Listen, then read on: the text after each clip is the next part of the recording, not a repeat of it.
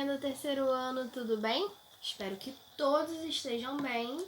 E hoje vamos a uma revisão de tudo aquilo que a gente aprendeu ao longo das nossas aulas virtuais do terceiro bimestre a respeito de história. A gente vem aprendendo, desde a nossa primeira aula do terceiro bimestre, sobre a importância dos indígenas, a influência que eles carregaram para o Brasil e também, trabalhamos a chegada dos portugueses no Brasil e os interesses políticos e econômicos que os portugueses estabeleceram aqui em nossas terras, que há 1500 anos atrás, era uma terra desconhecida até então. Então, o primeiro tópico que a gente aprendeu é que os indígenas eles já habitavam o nosso atual território brasileiro antes da chegada dos europeus. Então, muito antes dos portugueses avistarem as nossas terras e frequentarem esse lugar, os indígenas já ocupavam essas terras, já desenvolviam diversas atividades. Só que até então essa terra ela era desconhecida. Ela só passou a ser conhecida quando os portugueses chegaram até aqui.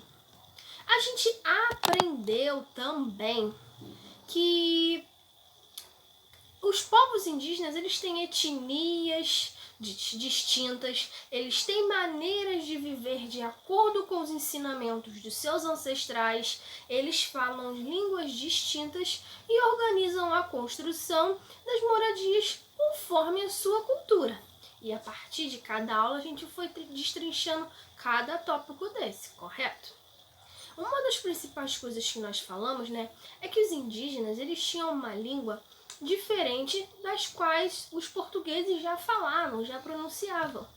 E isso, proporcionou um embate entre eles, Então não foi um momento bom, foi um momento de conflito. Aprendeu também que a construção dessas malocas, elas variam, de acordo com os recursos disponíveis no local na qual os indígenas habitam.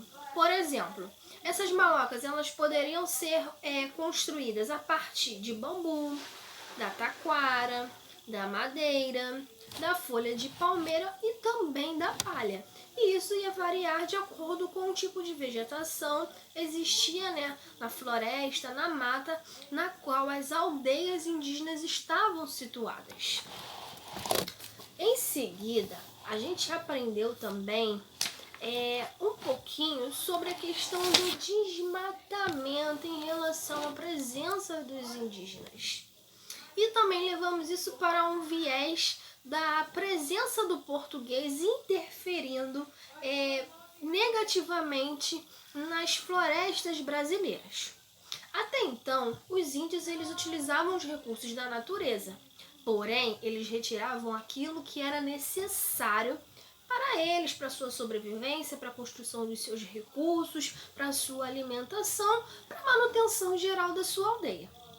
Então, essa retirada desses recursos naturais não interferiam de maneira negativa nas nossas florestas brasileiras naquele momento, porque os indígenas só tiravam aquilo do que eles precisavam, não tiravam nada além do que era necessário para a sua sobrevivência.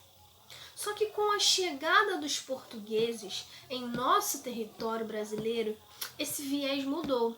O desmatamento tomou uma característica totalmente diferente. A gente começou a ter um posicionamento em relação ao desmatamento negativo. Por quê? Como eu já falei, nas nossas terras, antigamente, tinha-se uma árvore chamada pau-brasil. E dentro dessa árvore, nós tínhamos uma tintura vermelha. Quando os portugueses descobriram que tinha-se essa tintura vermelha, que havia possibilidade de se extrair essa tintura das árvores, eles já pensaram totalmente diferente. Eles já tiveram um pensamento econômico e financeiro, que não foi favorável para as nossas terras. Tanto eles tirarem essa árvore para fazer o transporte dela para a Europa, para assim lá ser utilizada para atingir tecidos e tapetes, a gente começou a ter a extinção. Tanto que hoje a gente não encontra mais nas florestas brasileiras a presença dessa árvore. Ela foi completamente extinguida justamente por conta dessa ação que os portugueses tiveram nas nossas matas e florestas, retirando com viés econômico, com um pensamento econômico de ter recursos e tirar proveitos econômicos de um bem natural nosso para uma questão financeira, para lucrar mais. Então, foi como eu sempre vim falando nas últimas aulas. A intenção dos portugueses nas nossas terras foi completamente econômica. Eles viram a nossa terra como uma maneira de lucrar, de tirar proveito. E foi dessa forma que o desmatamento ele foi tomando cada vez características tão negativas como nós temos hoje. As pessoas tiram árvores com alguns interesses, outros com autorizações de órgãos competentes, com um viés positivo, mas também a gente tem a retirada, né, de grandes vegetações por questões financeiras. E por conta disso, né, a gente teve a extinção de uma árvore tão importante no nosso país. E também falei que essa retirada dessas árvores foi utilizada, né, a mão de obra indígena para fazer a retirada, transporte e levar essas árvores até os navios portugueses para que eles fossem chegar até a Europa e assim ser utilizadas com os fins de interesse dos portugueses. E essa mão de obra foi feita pelos indígenas. E como era pago a mão de obra dos indígenas? Como os indígenas nunca tinham visto espelhos, pulseiras, colares, roupas muito bonitas, eles acharam que aquilo ali era o boom do momento, né? Acharam aquilo magnífico. E aí os portugueses, que não eram bobo nem nada, fizeram uma moeda de troca. Você trabalha para mim e em troca eu te dou um espelho, te dou um garfo, te dou uma colher, porque eram utensílios que eles nunca tinham até o momento. Te dou uma peça de roupa, um colar, entenderam? Maquiagens. Então essa foi a moeda de troca pelo trabalho dos indígenas. E esse trabalho, né, foi classificado, né, como foi chamado de escambo. Era na qual os indígenas utilizavam sua força de trabalho para fazer a retirada dessa árvore e levar até os navios portugueses, e os portugueses pagavam eles através desses objetos que eles nunca tinham tido conhecimento. Ok? Na nossa última aula, né, a gente falou um pouquinho de modificar e preservar. A gente tratou, né, dessa questão de desmatamento, mas também falamos muito sobre reflorestamento, né, que é justamente o ato de buscar repor a vegetação de um local que já foi desmatado. Então, o reflorestar, né, é você plantar novamente uma determinada vegetação que foi extraída de um local, justamente para que nós tenhamos, né, novamente as áreas verdes, tenhamos florestas, e justamente isso é feito para que não haja a extinção de grandes vegetações no nosso país. E a gente viu isso, né, justamente com uma característica dos governos do passado, do período colonial, do período na qual os portugueses habitavam aqui as nossas terras.